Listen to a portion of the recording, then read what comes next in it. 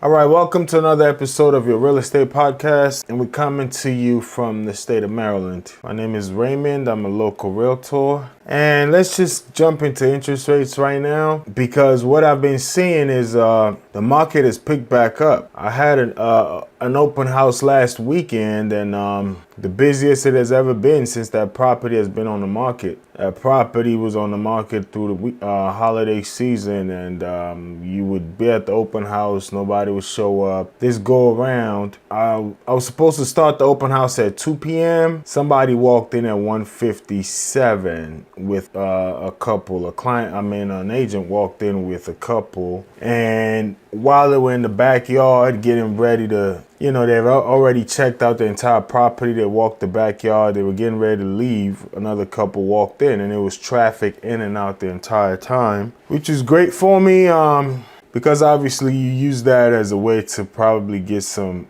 prospects as well. You never know. Some of these families coming to visit didn't come with an agent, so it's a great opportunity to meet potential buyers, some of whom were already pre-qualified. That was just on a personal note, but when I checked, I'll read the stats here on the Bright MLS. Due to interest rates dropping, the home prices have actually gone up. More buyers are showing up, right? That's just a summary, but let's get to the interest rates. For some reason, well, it did dip down below 7. 30-year fixes as a 6.93. Not a whole lot, but it's better than the 7.2s and so on, 7.3s. 6.93 on a 30-year fixed with an APR of 6.95. 20-year fixed is at a 6.91 with an APR of 6.93. 15-year fixed rate is at a 6.32 with an APR of 6.65. 10-year fixed 6.0, APR of 6.12. 5-to-1 ARM is at a 6.38%, APR at 7.66. 10-to-1 ARM is at a 7.01 with an APR of 7.70. I've done videos on an ARM, adjustable rate mortgage, so I'm not going to dive too much into that. If you want to know what it is, you can actually Google it or just ask me. Leave a comment down below and I'll answer it, all right? 30-year fixed rate, FHA. Can you believe this? We're in the 5s now, so buyers are going to be able to buy it. We were at a 7, at a 6.8 on an FHA loan. Now it's down to 5.87, still technically 6, but 5.87 beats 6.4, 6.8, with an APR of 6.53. 30-year fixed VA is at a 6.01, APR of 6.12, and then the 30-year jumbo rate 6.96. APR of 6.97. So what this means in essence is, as I mentioned earlier, more buyers are showing up because more people are going to be qualified, at least pre-qualified. House prices are going to go up a little bit. The market is going to start being stimulated again and hopefully thriving. The Feds have promised 4 interest rate drops throughout 2024, so hopefully this can kind of get the ball rolling again, because it had been a rough back end of 2023. Things were dying down. Agents weren't getting that many deals. I'm logging in here to my MLS so we can go over some of these numbers just for December, which is speaking to these interest rates and things of that nature, right? But the market was slowing down. A lot of agents are quitting, Not too many agents are able to survive. Thankfully, on my end, I had already had a listing on the market. I had just closed something as well. Then also I had a buyer who in 2023 who wasn't going to be able to close on time due to the holiday season, banks being closed, the underwriters not working. You kind of get 2 lost weeks, the Christmas and the New Year week almost. So luckily I went into the year with a deal that's already getting ready to close. It hasn't closed yet, but I'm thankful for that. But normally it's a slow time of the year anyway, the holiday season for real estate, but it was just extra slow. So it's always good when you see interest rates starting to come down. Things are starting to look good, all right? Keep our fingers crossed, but let me read out of my local market here. In Maryland, it says December 2023 market report. It says prices were up strongly across housing types in every regional market in December, with the lack of new listings at its lowest level in more than 2 decades. So not that many people were selling because of obvious reasons, right? So with the lack of new listings in over 23 years, right?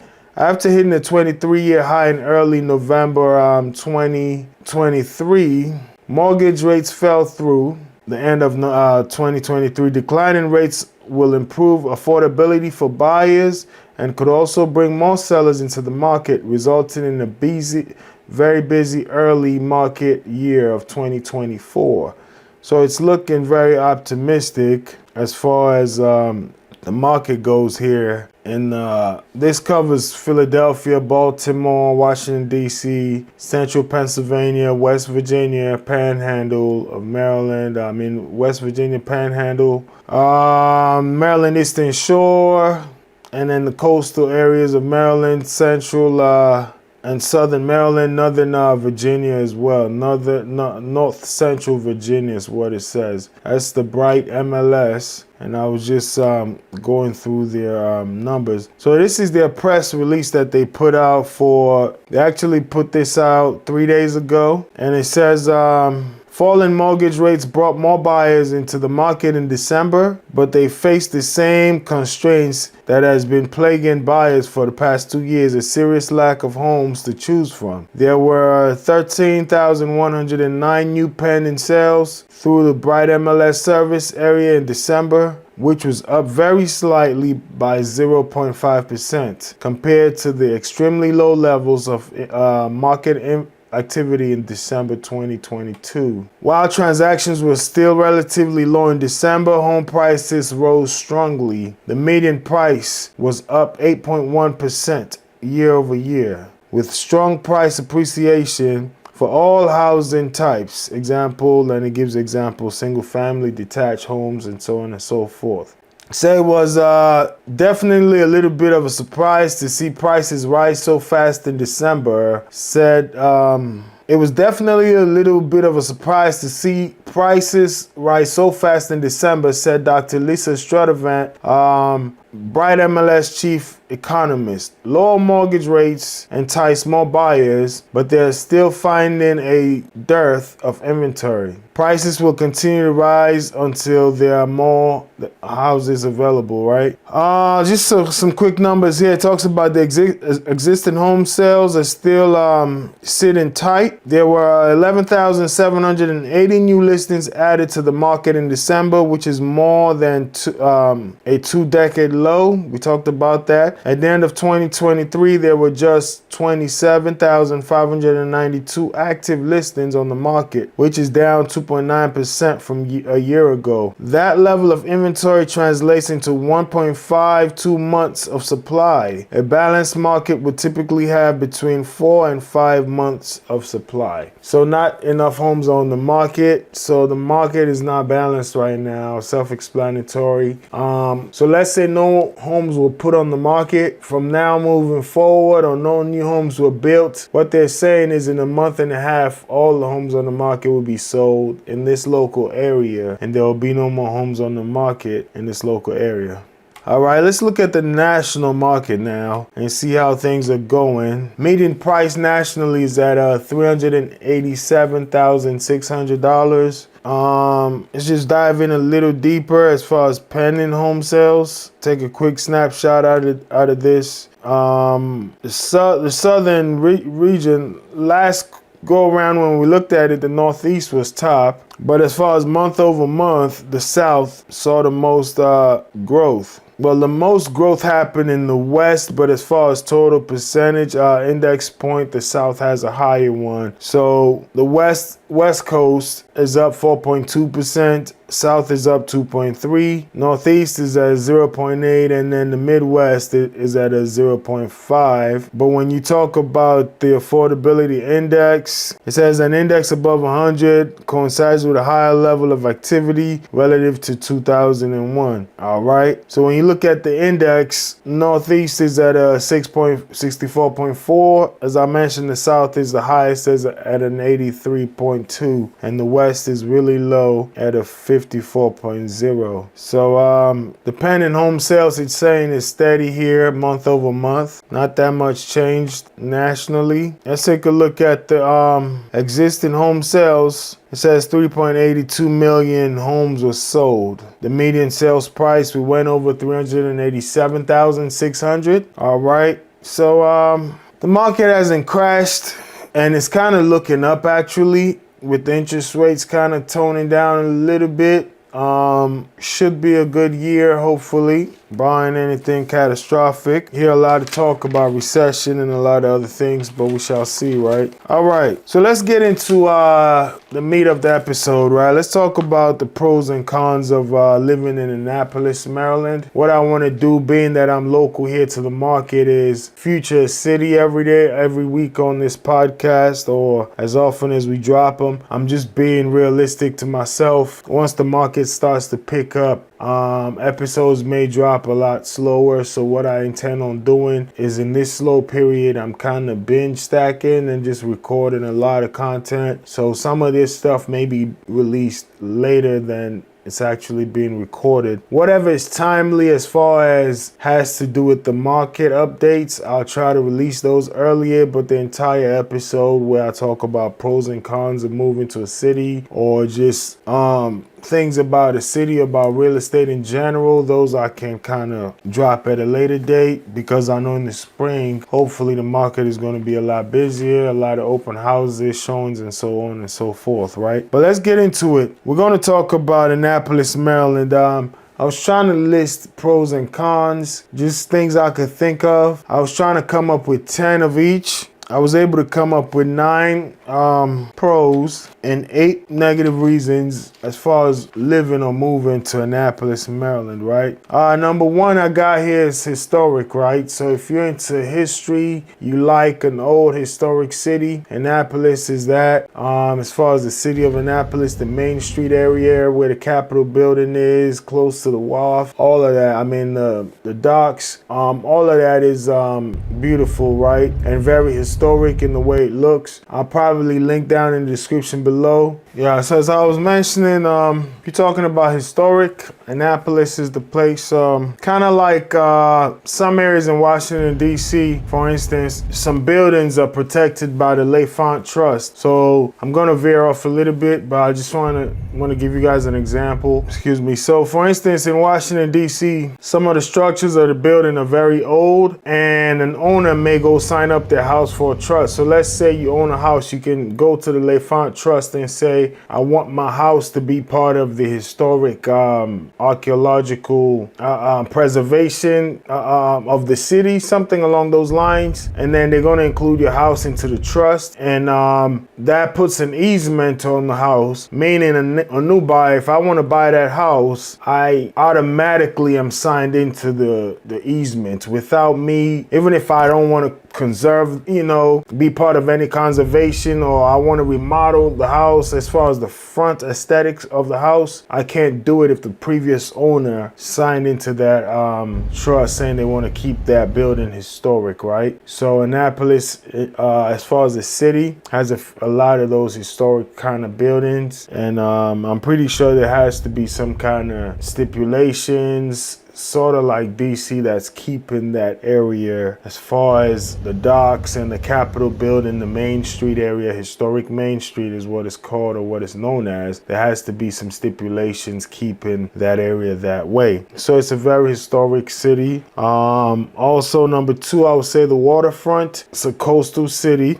known as the sailing capital of America. You go down there in the summertime, you'll see probably 1,000 or more sailboats leaving the docks and coming in. So if you like water, you like sailing, Annapolis is the place for you. Number 3, I would say, well, let me dive in a little deeper with the waterfront. Just so many areas. It's not only the docks, right? You got to know by the Sandy Point area, the whole city is kind of like connected to the Chesapeake Bay, and just on the border, it's really border with the Atlantic Ocean. So it just goes, all those rivers and everything just kind of flow all the way through to the Atlantic Ocean, right? So it's a great waterfront community. With that being said, leads us into number 3, great schools. The school districts technically in Annapolis tend to perform higher than the Maryland average, right? So as far as the grades, the testing, when you think about average SAT scores, things of that nature, Annapolis just tends to perform a little better than the rest of the school districts in Maryland and somewhat nationally as well.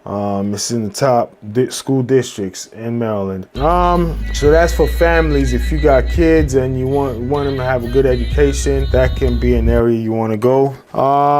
Number 4, we'll talk about the culture. As I mentioned, the historic area. Another thing is it has a lot of state parks. One of the biggest monuments for the state of Maryland is the Chesapeake Bay Bridge that is right in that Annapolis area. Actually, some of the license plates for Maryland has that Bay Bridge on there. I know there are different things that they normally have on the license plates, but one of the issues of those license plates actually had the Chesapeake Bay Bridge there. And you got so many state parks in Annapolis. Great outdoors, you know, if you like walking through parks, jogging, hiking, sightseeing, Annapolis is excellent for you. Number 5, we're going to talk about the cuisine, right? Excellent cuisine. Obviously, it's by the water, so a whole lot of seafood and nice restaurants, affluent,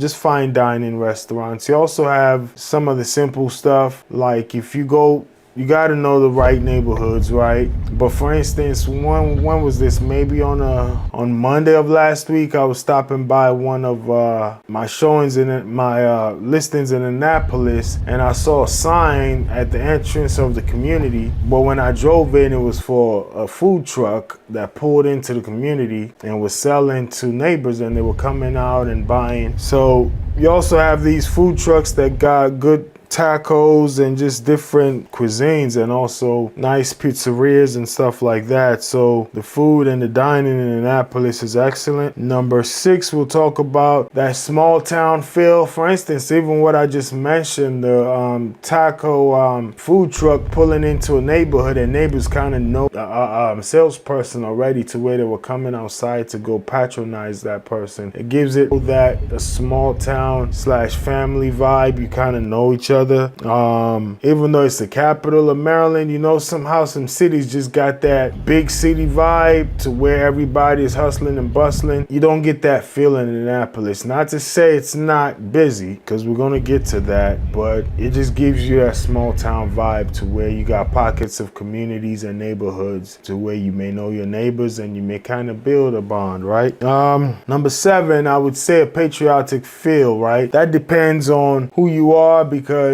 you know how polarizing things are now. But I'll just say Annapolis is a historic city. So if you are into American history, you know there's so much. As I mentioned, the Annapolis docks, very historic. Was actually a slave port at one point. Used to receive slaves. So there's that factor of the history there. Then you got a World War II memorial there in Annapolis for the state of Maryland. You also have the Navy, actually not the Navy Yard, but the Naval Academy is right there. So you'll see a lot of sailors walking around. You know, the World War II memorial is over there. And it gives you that patriotic feel as far as, you know, loving the country and things of that nature. So if that's your thing, that would be a good area to live. And also you'll see the capital of Maryland, the Capitol Hall, right? The Capitol building with the flag flying, and just, you know, once you drive down around the Capitol building, you'll see the Maryland flag and the American flag, and you see sailors walking around. So if you are into that kind of vibe, you're a veteran, or you just love America, then that would be a nice city for you. It gives you a strong connection to that, right? Number 8, I would say, is the economy. You know, whenever the recession was, I think it was '08, living here in Maryland, we didn't really feel the recession too hard, because one thing that kept functioning through the recession was the government, right? So Annapolis, Maryland is technically a suburb of Washington, D.C. It's not too far from Washington, D.C. Actually, the capital of America was in Annapolis at one point, maybe for a year right before they moved it to Washington, D.C. So it's not too far. It's kind of in between Baltimore and Washington, D.C., you know, so close to both, not as big of a city as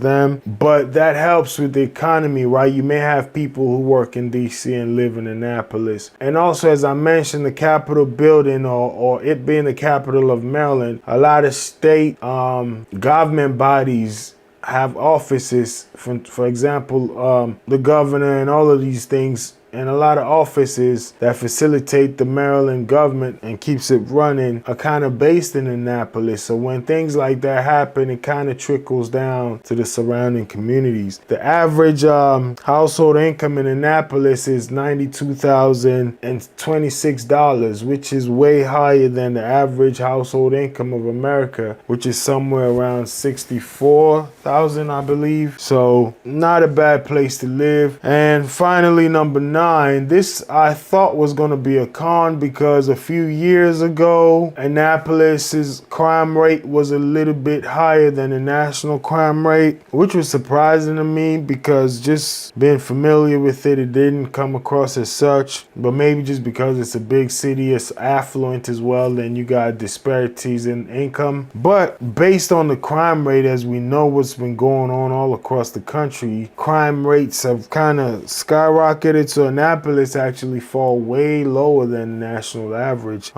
As far as violent crime, it's at a 5.68, and this is per 1,000 residents. So that's quite low. The national average is at a 9.8 per 1,000 residents. You know, total violent crime was at 221.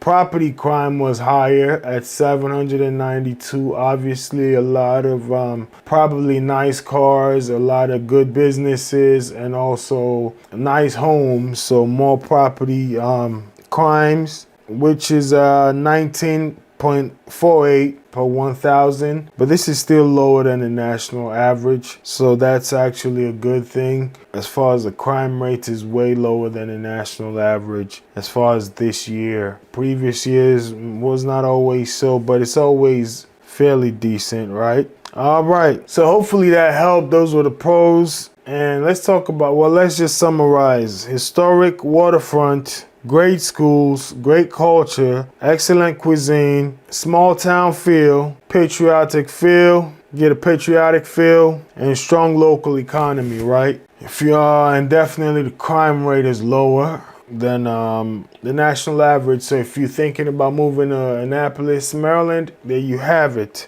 Let's see the cons, the negative reasons as to why you may not want to move or living in Annapolis, Maryland. Some of the negatives. First thing that came to mind for me was traffic, right?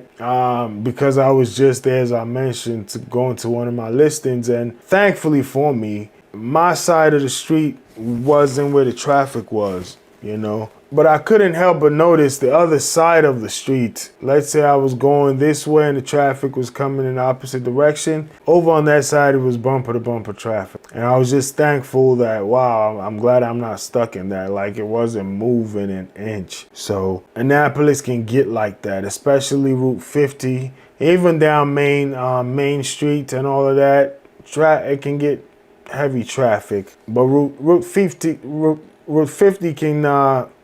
can actually shut down, and I'm talking about bumper to bumper, not moving at all. And even on a Sunday when you think it's the weekend, it'd be nice. No, for some reason, Route 50 runs right into the Chesapeake Bay Bridge, right? Especially in the summertime, people go down to the Sandy Point Park, and whether it's the traffic going there or people just trying to go to one of these waterfronts to get their boat on the water, you know, accessing the water through those parks and stuff. It's just always congested.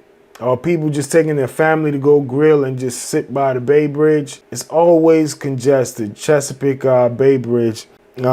Traffic is a nightmare. When it moves, but when I wouldn't say it's bad all the time, but it gets bad. And when it gets bad, it really gets bad. You get stuck in one of those Annapolis traffics, you're gonna be sitting for a while. But for the most part, it kind of moves, right? It's not always, but when it happens, you're stuck. All right. Number 2, cost of living.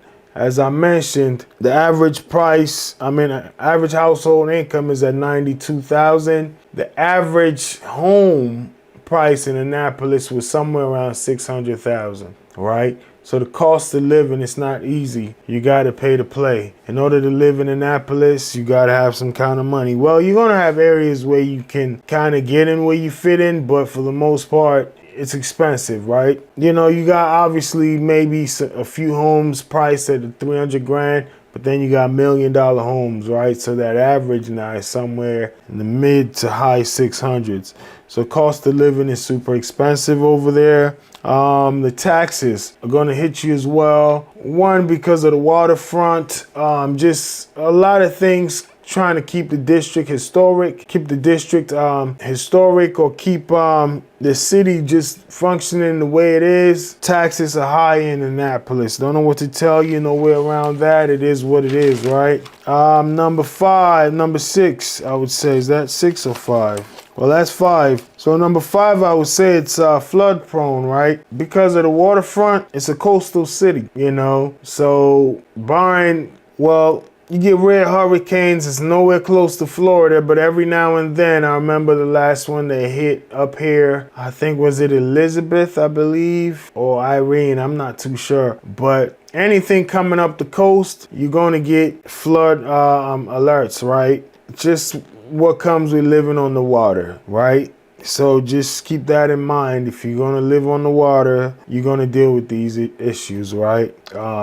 Annapolis is no different. Number 6, I would say the humidity, but that's a Maryland thing. It's not an Annapolis thing. It's just Maryland gets very humid in the summer. So if you're thinking about moving, if you're already in Maryland, it doesn't really matter, right? But if you're thinking about moving, Maryland gets very humid to where the air is just stuffy, you know? It just is what it is. Number 8, a downside to living in Annapolis, the public transportation is not super great. If you're just talking about the city of Annapolis, you can move around. There's a bus system that runs through the locale. However, it's kind of restricted, right? It doesn't connect with other cities in the area, and there's no metro rail like let's say Washington DC or Northern Virginia.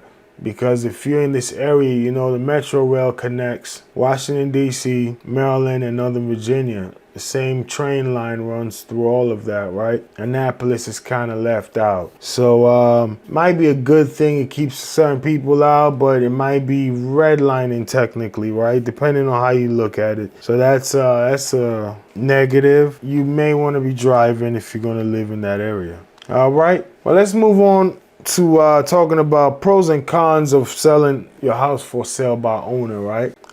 Let's just get right into it. 3 pros of selling your house for sale by owner. Number 1 is you're saving money. You don't have to pay a real estate commission, agent commission. So rather than paying 6%, you're probably going to be paying 3%, or rather than paying 5%, you're going to be paying 2.5%. So that can be a substantial amount depending on the cost of your house. So if you're thinking about saving some money, this is one way, right? Number 2, I would say you gain the experience, and this is for future transactions. So let's say this is your first house and you're going to sell it on your own. Then when it's time to sell your second house, you just say, oh, I've done this before. I know the process.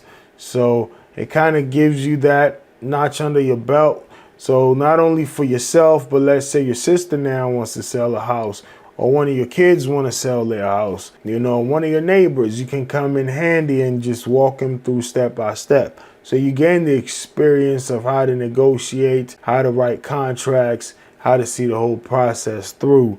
That's definitely a pro. It's a good skill to have, because when you talk about saving in commission, you're talking about $7,000 to $10,000 or more. That's not bad.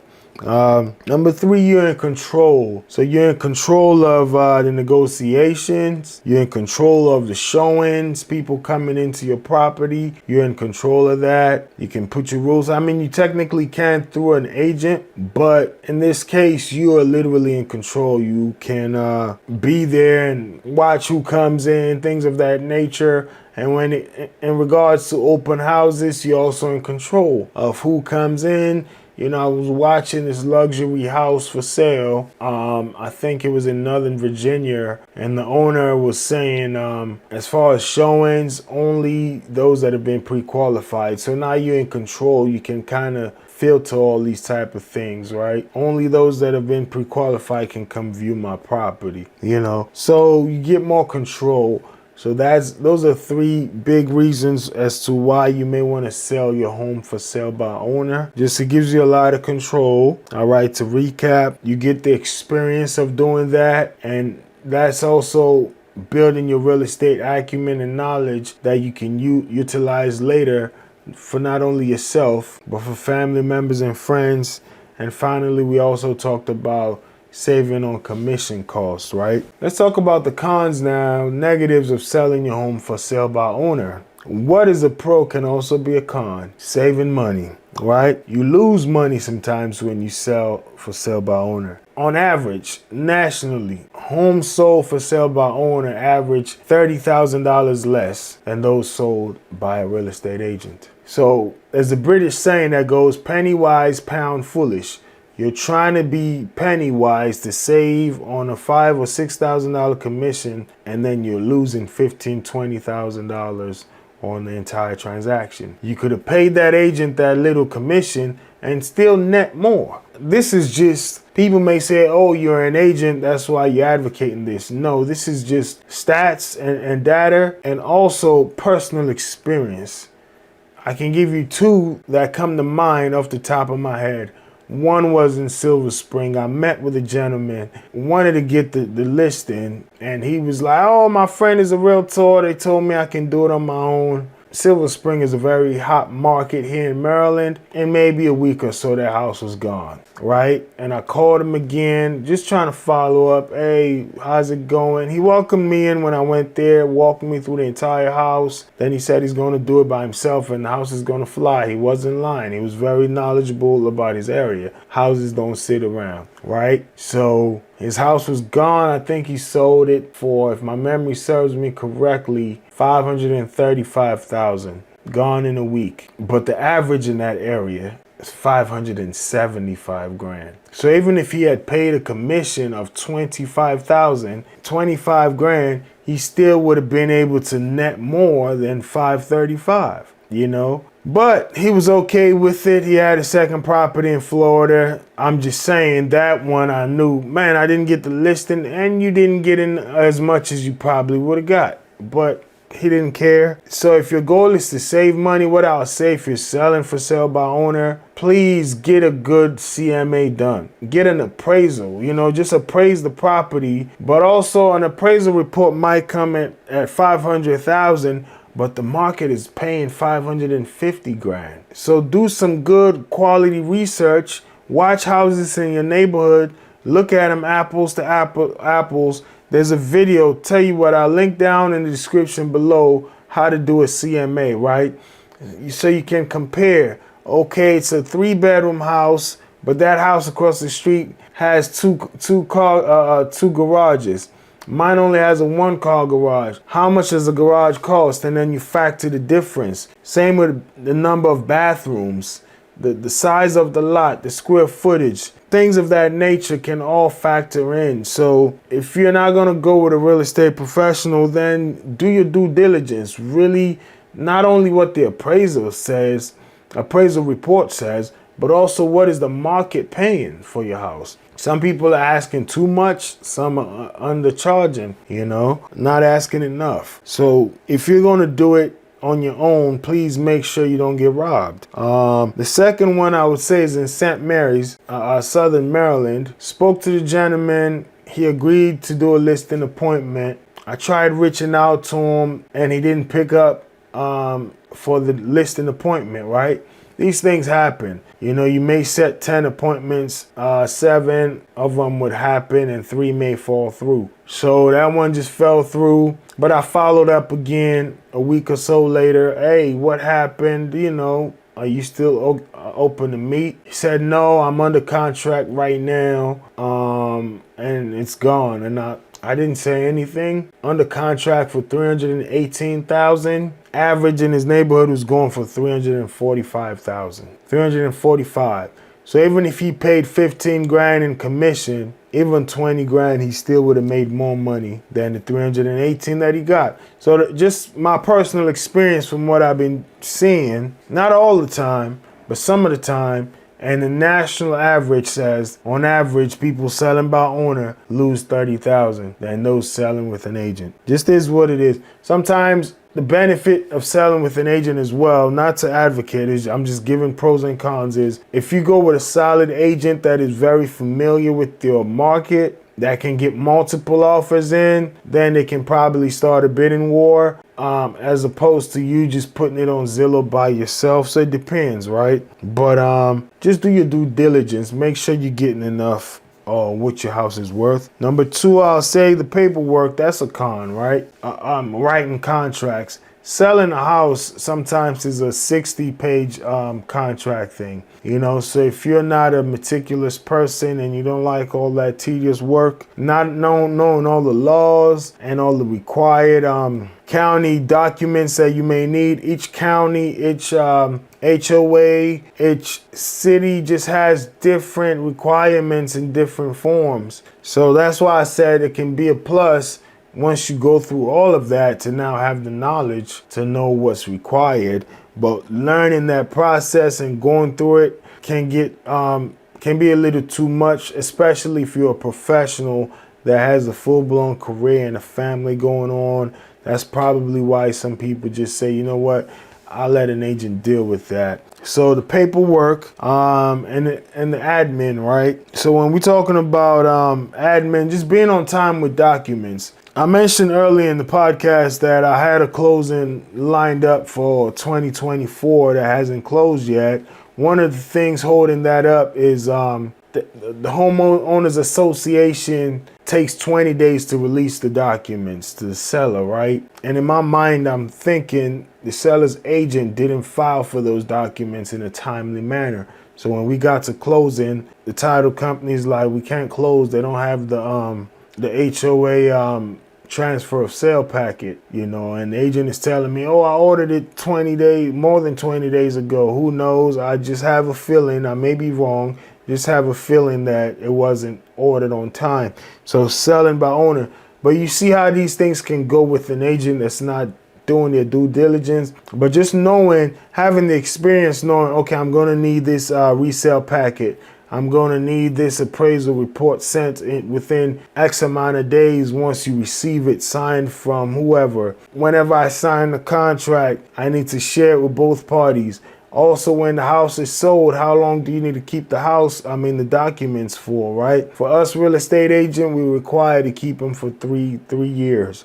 So just all these kind of things, just in case something comes up where the buyer is unsatisfied and they want to come sue or anything of that nature. So just keep that in mind. The admin can kind of be a pain in the neck, but if you're up for it, then you're up for it. Even if you ain't up for it, but you're up for the experience, then there you go. Finally, the last thing I would say is just negotiation, right? I'll go off on a little bit. I know a young lady, she was parked in this shopping center and another customer's Lexus truck caught on fire, right? This was maybe a month or 2 ago. And 3 people parked around that car. 2 of them I know. I know one of the gentlemen and I knew the young lady. 3 other vehicles caught on fire. And she's on the phone with the insurance company and they're not trying to pay the guy. They're not trying to claim liability. And, you know, in the meanwhile, she's like renting a car and just dealing with an insurance company, and I'm telling her, you shouldn't deal with these insurance companies. Anything, just talk to my lawyer. It's the penny wise, pound foolish thing I'm talking about. At the end of the day, you got to compensate the lawyer. But guess what? The insurance company's not going to play games with you. You're parked in a parking spot and somebody's car catches on fire. Where's there not any liability? Where's all this back and forth? And hopefully eventually everything works out for her. But I'm just saying, why are you dealing with professional companies that are trained, specialists in how not to pay you? So I say all that to say, if you're a homeowner and you're selling your first property and you run into an agent who's an expert negotiator, listen, there's so many training videos we go through as far as learning how to negotiate, just different tactics, you give and take, different ways to resist, different ways to do things. Maybe I'll do a separate video on that. But if you're just going into that, sometimes you may think, and I told the young lady this thing, I said, even when you think in your heart you won, I'm pretty sure a lawyer will probably be able to get you more. Not about money, but just think about it. College student got a lot, pretty much their whole life in that vehicle, and they need it for commuting from work to school and all of that. So forget the damage to the car, just the inconvenience and everything else that was caused. I'm pretty sure a lawyer can get you more. So the same goes when you're negotiating with an agent, a professional that sit down and rehearse these scripts on how to negotiate, how to overcome obstacles and objections. Sometimes you may be fighting with a pro. That's all I'm saying. So if you trust in your own negotiating skills, then go ahead. And I'm saying that because the buyer may have that agent on their side, right? And you don't. So just keep that in mind. You got to be very shrewd when you're doing that. Also, the showings can be a hassle. You might be at work and somebody wants to come see your property. I mean, you can give them the code, but how comfortable are you going to be with that? And also, the open houses, it can be a hassle. Like for me, sometimes you got an open house and you're like, you don't feel like it. The only motivation for me, one is I'm going to sell the house. Two is like an open house is a way for me to gain contact with potential buyers and possible new business. So that's my motivation. But for you as a homeowner, it can be a hassle just staging an open house and going through all of that, right? So I hope that helped as far as the pros and cons of selling your house for sale by owner. Next, we're going to talk about the value of home ownership, right? There was an article in one of the videos I just did. Don't want to add too many links down, but it's titled something along the government hedge fund ban or something like that. This is a bill being proposed by some Democrats, I believe the senator or the representative out of Seattle and another representative out of Oregon. They're coming together and they're proposing a bill to ban hedge funds from buying single family homes, right? Think about this. Hedge funds are there to make money. These are money-making enterprises, right? They sustain and they're money managers for the most part for sometimes businesses, sometimes individuals. You got a lot of money, you put it in the hedge fund and they manage the money for you, right? And the hedge funds, it said, went from owning 1,000 homes in America to now 570,000 homes in the 11-year span. They went from owning 1,000 homes to now 570,000 homes hedge funds own. So the value of owning a home, my thing is, ask yourself this. If money managers, people whose job is to make money for their clients, that's how they get paid, they decide to go buy over 500,000 homes, what do they know that's compelling them to buy homes? And you don't want to buy a house? Just think about it. I think I said enough and said it all right there. But I'll just say this much. In the ban, when I read the proposed law by the senator out of Seattle, he was saying single family homes should not be a money making tool. for hedge funds, it should be a way for single family members to be able to own a home. So all I'm saying is the benefit of owning a home, there's something that these hedge funds know that the renter, average renter in America, renter doesn't know, which is you get to make money on this, meaning your equity. So you buy a house for $300,000, example. As you pay the house down, so you pay $50,000 off on that home. You bought it for $300,000. Now you got $50,000 in equity if you sell that home. But here's the key. This is the $300,000. In the span of time you used to pay $50,000 off, that house has gone up in value to, let's say, $325,000 or possibly even $400,000. So now instead of you just selling the house and getting $50,000, you're getting 50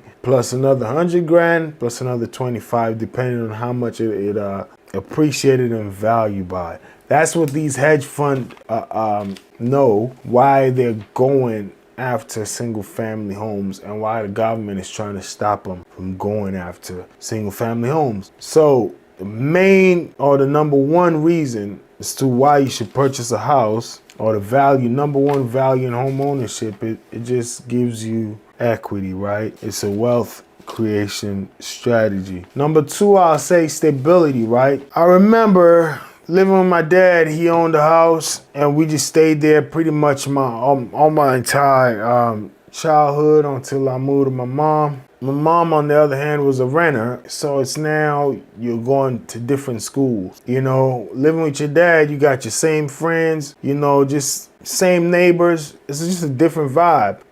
Living with my dad, it's like you got same friends, same neighbors, just a different vibe. With your mom, you change schools. Then right after that, I kind of moved out early in my life. So now I'm renting, right? So now I'm renting, right? And as somebody renting, so it's like after this lease is up, my roommate may not want to re-sign. I may need to go get another roommate. Then you move here and you move there and you move there. Next thing you look around, you're like, wow, I moved all throughout the county. No stability as far as in a community sense. That's just a personal example. But for me, it didn't hurt because I didn't have any kids. I was in my early 20s, so it didn't matter, right? But let's say you're a family person and you got children. That's not conducive for development of a child, you know? How can they build friends? It's always good when your children can build friends. That's the problem about living sometimes in an apartment complex. You form bond as far as you ride a school bus together. You form bonds with these people. Next thing you know, either their mom is moving out or your mom is moving out, and now you're not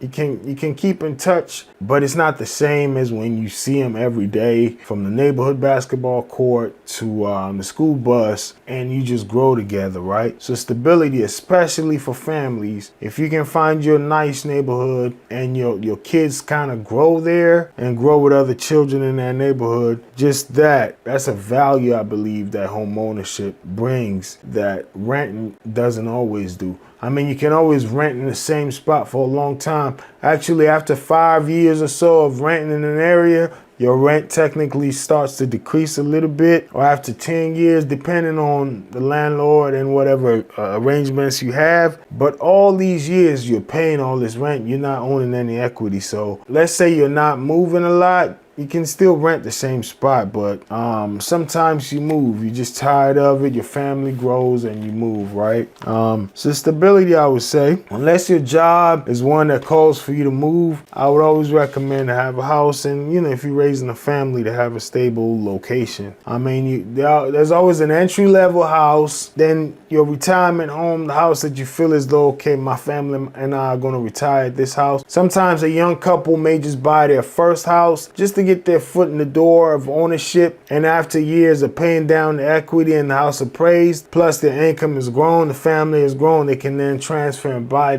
the house of their dreams. I've seen that over and over. Families selling their first house and buying a second, more comfortable, a bigger house, right? So not to say homeowners don't move as well, but at least my experience with living with my dad, who was a homeowner, to my mom, who was renting, it was like night and day, just stability. And you don't notice it. You don't notice it as a child, but when you grow older, you just think about it like, I think I prefer the stability of just having one location growing up. All right. Then we talked about wealth creation. Number 3 is tax benefits. I mean, it's not an exuberant amount that you're going to get back, but it's something you can claim. Renters don't get to do that. I rented for years, as I mentioned. When I moved out my mom's house, I rented a lot of apartments, and I never got to claim anything, right? But those landlords that own that, they get to claim that, right? So a little tax break wouldn't hurt anybody. I would say also, if you got a single family home, I would say privacy. Sometimes even these townhomes, I was in my brother's, well, he sold it now, but he had a townhome in Manassas, Virginia, I believe. And I could kind of hear the neighbors talking through the walls, and that was kind of, took me back to my apartment days, because, you know, I don't hear my neighbors. Let's just put it like that. So I wouldn't say single family homes, I wouldn't say home ownership means privacy all the time, because sometimes you got to know your neighbor, right? That's always protruding and looking over your fence, things like that. But depending on where you are, your possibility of getting more privacy is greater when you own your own home, right?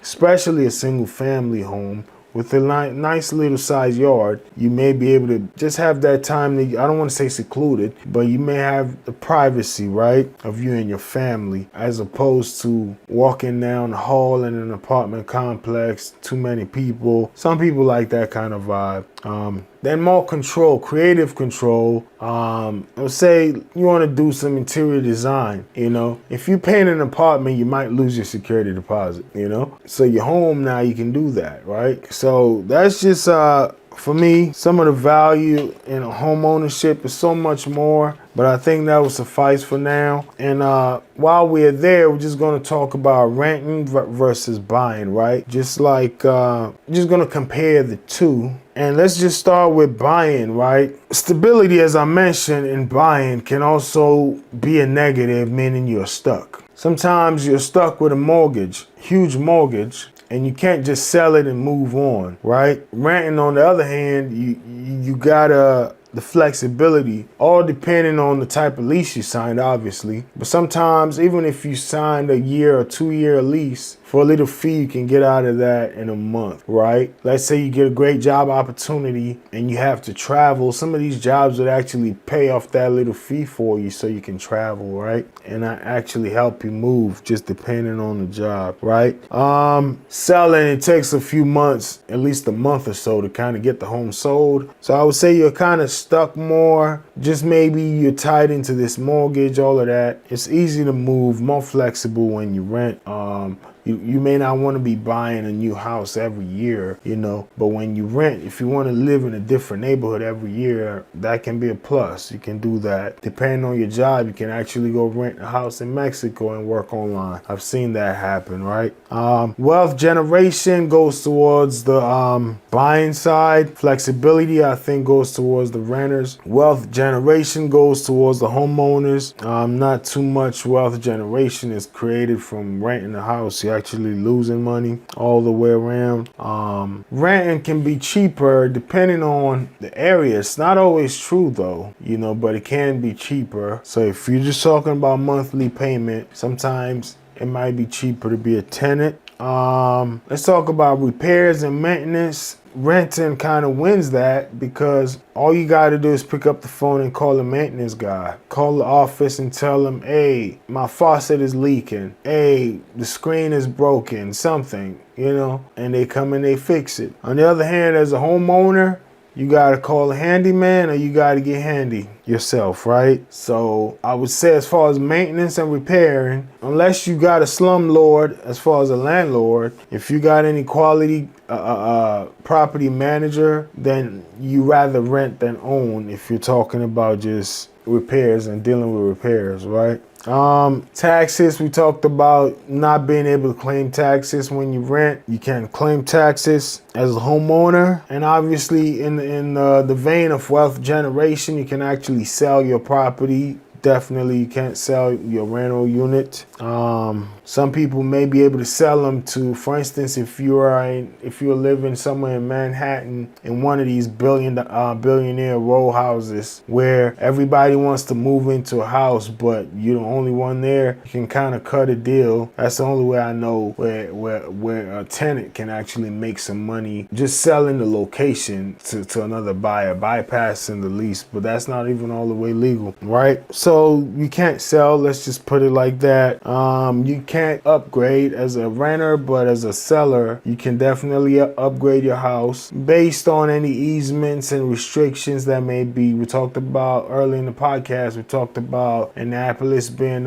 historic and DC being a historic city, to where you can't just do any kind of renovation. Not everywhere in Annapolis, obviously. You got the historic district, but same as DC. But other than that, barring that, you got the flexibility to renovate and repair and upgrade how you choose with your property, right? Apartments, depending on the apartments, they can kind of be more accessible to community events, and also has that community feel, and sometimes can even be nicer. I'm talking about these modern complexes. A lot of them are popping up all over Maryland and DC. Gives you a community vibe, you know, because you got the lounge, you got where the coffee is, you know, you got the gym, all in the same complex. So you can kind of get that bond or vibe, at least. You can kind of get to see the same few people over and over riding the elevator with you, and probably build some community vibe or something. If you're thinking about having friends or just knowing more people or networking, sometimes these buildings host like a movie day or something, or just a day of, they got different events sometimes to kind of build a community. They got a community page at times on some of these complexes, similar to like a Facebook or Twitter, but it's just for members in that complex, to where they can kind of talk to each other and bounce ideas off each other. So you can kind of meet people virtually, and then they already live in your complex. If you want to set up a meeting in the lobby, kind of vet them more, you can do that as well. So that's why I said it depends, because if you're in a townhouse, technically you can kind of do that with your neighbors, or you're in an HOA that's kind of not too far and spread apart, you can kind of do that as well. Final difference, I'll say, homeowners are more in control of their property, whereas the landlord, on the other hand, is in more control of the property when you rent, right? Not meaning they can bust through your door, but as far as fixing it, repairing it, aesthetics, improvements, technically all falls on the lap of the landlord, right? So hopefully that helped out. Hopefully you like those. And you can leave a comment down below. Thanks for watching. Thanks for watching the video. Hope you found it informative. My contact information is in the description below. Send me a text or an email, because I'd love to help you with your real estate needs.